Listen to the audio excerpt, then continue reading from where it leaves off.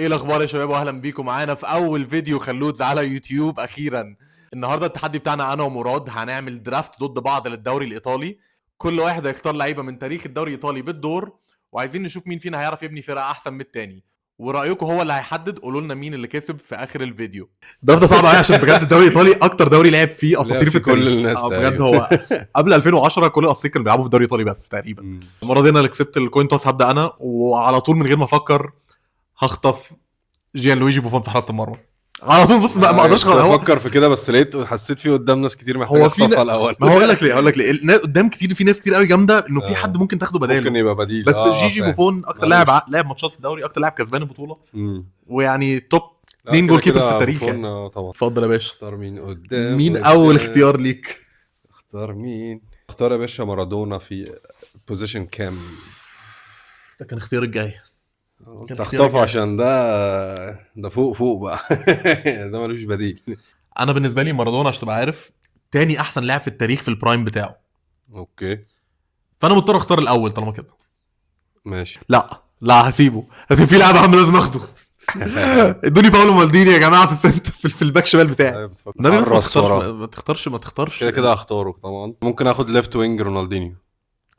ليفت وينج رونالدينيو ده عايز اقول لك رونالدينيو مش في التوب 30 تشويسز عندي اصلا، مش في اول 30. ازاي بقى؟ لا ده في لعيبه تقيله موت. انا مش مصدق ان ده اختياري الثالث بصراحه، بس انا هختار في مركز الكام عندي، او هيبقى سنتر فورورد اكتر شويه.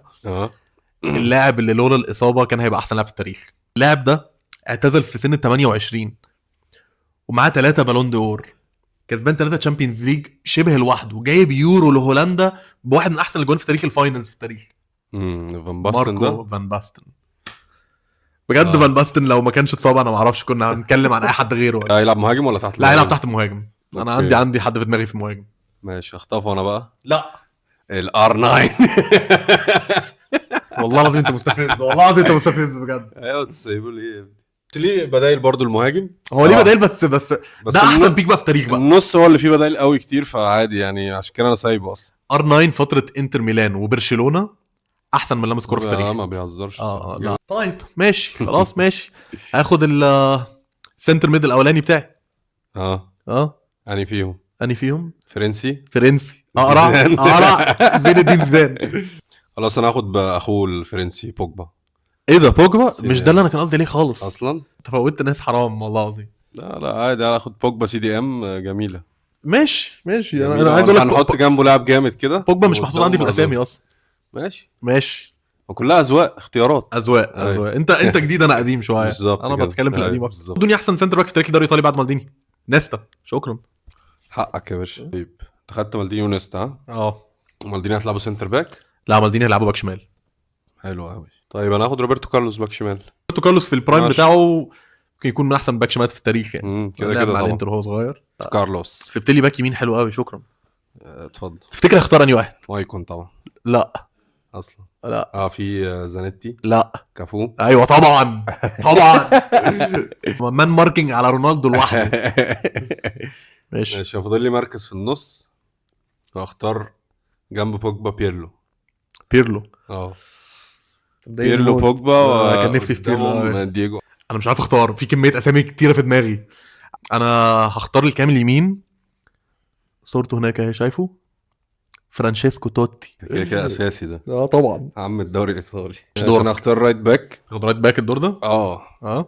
نخلص منه بقى، ناخد خافير زانيتي اكيد طبعا اسطوره انتر ميلان. انا لسه محتاج مسمارين في النص يبقوا تقال، بس هي عندي بدله كتير. انا قاعد بفكر خدت احسن 2 برضه. انت سايبهم لي، مش انت اللي جيت تسرق مني مارادونا. هاخد انا مالديني يا باشا. خدت الهجوم اللي هيفسح المدرب، ولا يعملوا حاجه. مالديني بوفون نيستا، هتهزر. مارادونا رونالدينيو رونالدو. ده انا عندي هجوم برضه يعني. انت ماشي. انا عايز حد كده ارتكاز جنب زيدان جامد. حد يرجع يدافع اكتر. عايز واحد مكنه يجري 90 دقيقه كده. فهاخد اسطوره المانيا لوثر ماتياس. انا هموت لما راجل تاريخي جدا انت برضه ما شاء الله. انا بحب لعيبه التاريخ بصراحه. القديم. الاجيال القديمه دي اقسم بالله القديمه اقوى كتير والله. اقوى كتير قوي الصراحه. دمروا العيال دلوقتي. طب عايز ايه بقى؟ اديني فرصه. اتفضل. طيب انا اختار سنتر باك. كان نافارو. كان المفروض اختاره عشان اكمل الدفاع الايطالي عندي. اكمل الثلاثي بس تعمل ثنائي حلو. ثنائي حلو مالديني بصراحه، نيستا. مالديني نيستا، كده وعامه كده كان في اول كتير، اختيارات ليا برضو في الصراحه. كتير في جنبهم اتنين يعني. انا تانيين هاخد اشقاء كده بيلعبوا جنب بعض. انت لسه ليك سنتر باك تاني؟ اه. انا ممكن الحق اختار السنتر باك دلوقتي. انا في اتنين في دماغي. امم هاخد الاسطوره فرانكو باريسي. فرانكو باريسي حلو. تاني اكتر لاعب للميلان بعد مالديني، واسطوره اسطوره.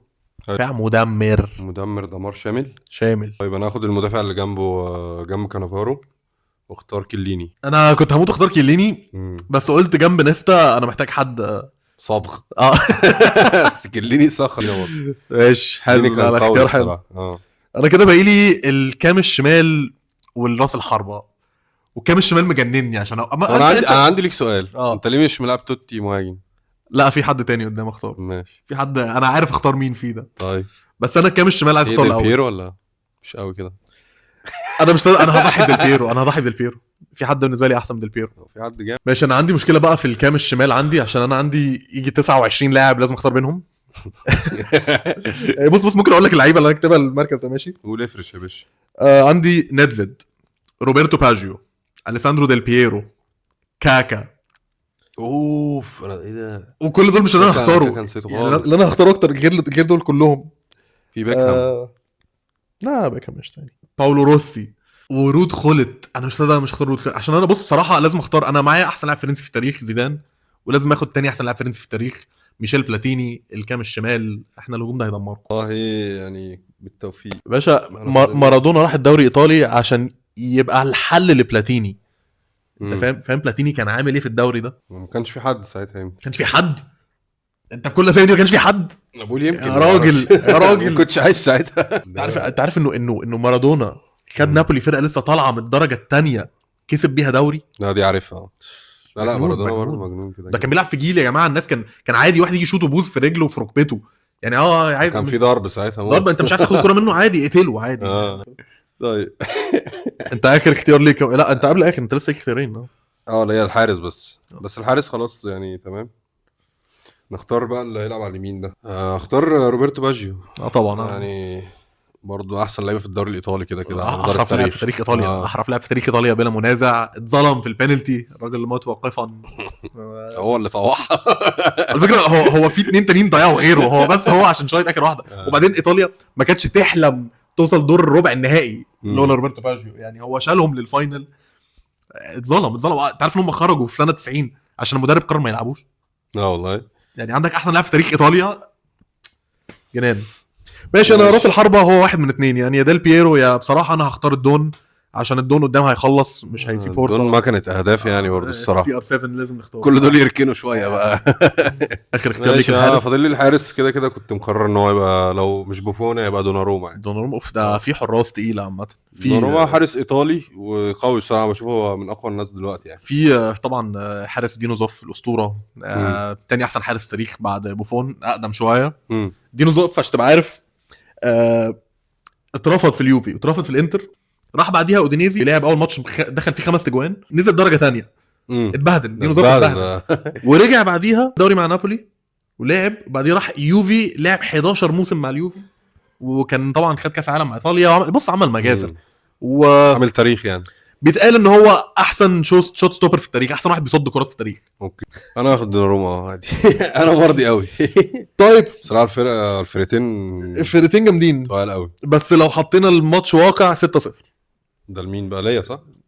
ليك ليه يا ابني؟ ماتش حرفانه كوره بس مش هتشوفوا الكوره. هتجيب جون ازاي وانا عندي ناس تباريسي مالديني بوفون؟ دفاع قوي برضو بس دفاع قوي بس هنا بقى يجي التكتيك بتاع المدرب. التكتيك بتاع المدرب هيعمل ايه بقى؟ زيدان وبلاتيني قاعدين بيلعبوا 1 2 مع بعض.